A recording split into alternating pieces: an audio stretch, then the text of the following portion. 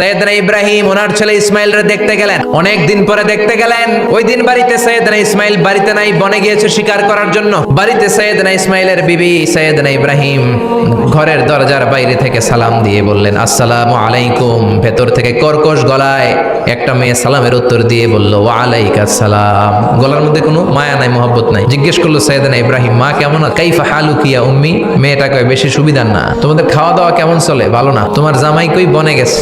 এবার মেয়েটা বলতেছে, আমনে কেডা? সৈয়দনা ইব্রাহিম বলে, আমি কে, চিনবা না? ইদা জাআ যাওজুকা মিনাল গাবা, স্বামী যখন বন থেকে ফিরবে, ফাকরাই আলাইহিস সালাম, তোমার স্বামীর একটা সালাম দিবা। ওয়া মুরিহি আন ইগাইরা আতাবাতা বাবিহি, আর বলবা ঘরের দরজার নতুন ঘরের দরজার চৌকাটটা যেন তোমার স্বামী পাল্টে দেয়। ইব্রাহিম চলে গেলেন। ইসমাইল আসার পরে বিবি বলতে আরম্ভ করছে, দুপুরবেলা একটা বুড়া আইছিল। বুড়া কে আইছিল? সৈয়দনা ইসমাইল বলে, কোন বুড়া আসছে, কি বলছে? বিবি বলে, আপনারে সালাম বলছে, ওয়া আলাইকুমুস সালাম। আর কি বলেছে? আর বলছে ঘরের দরজার চৌকাট যেন আপনি পাল্টে ফেলেন। এই কথা বলার পরে সৈয়দনা ইসমাইল চিৎকার দিয়ে বলে, ও কি করলি তুই? নিজের কপাল পড়লি, নিজের কপালে নিজে কুড়াল মারলি। ডেকে বললে, এটা বুড়া না, এটা তোর শ্বশুর, এইটা আমার বাবা ইব্রাহিম খলিল। আমার বাবা যা বলেছে, সিগন্যালটা তো গ্রিন সিগন্যাল না, এটা তো রেড সিগন্যাল, এটা তো বিপদ সংকেত। আমার বাবা যা বলেছে এর মানে হলো তোরে যেন আমি তালাক দেই। তালাক দিয়ে দিলেন বিবিকে। নতুন সংসার শুরু হলো। আরেকটা বংশীয় নেককার মেয়েকে বিয়ে করলেন। 3 বছর পর সৈয়দনা ইব্রাহিম আবার বেড়াতে আসলেন। আজকেও সৈয়দনা ইসমাইল বাসায় নাই। সৈয়দনা ইব্রাহিম সালাম দিলেন, আসসালামু আলাইক।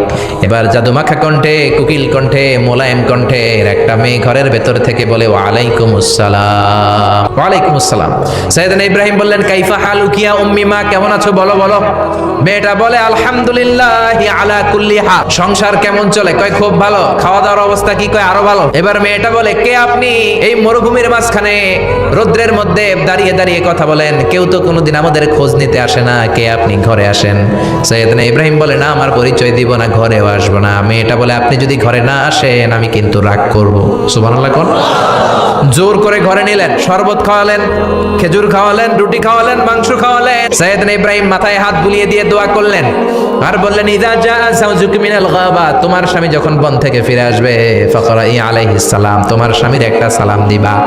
ওয়া মুরিহি আন ইউসবিতা আতাবাতা বাবিহি, আর বলবা ঘরের দরজার নতুন চৌকাট যেন জীবনেও না পাল্টায়। চলে গেলেন। ইসমাইল আসলেন। বিবি বলল, নুরানি চেহারার এক আল্লাহর ওলির মতো মুরব্বী লোক আসছিল। মুরব্বী আসছে শুনে ইসমাইল তো ভয় পেয়ে গেলেন। কিরে, আগে তো একটা ঘটনা ঘটছে, ঠিক কিনা? কেমন আচরণ করেছিস বল। বিবি বলে, আপনি ভয় পাবেন না, আমি খুব ভালো আচরণ করেছি, আপ্যায়ন করেছি। তিনিও খুশি হয়ে আমার মাথায় হাত বুলিয়ে দোয়া করে দিয়েছেন আর বলেছেন, ঘরের দরজার নতুন চৌকাট যেন জীবনেও আপনি না পাল্টান।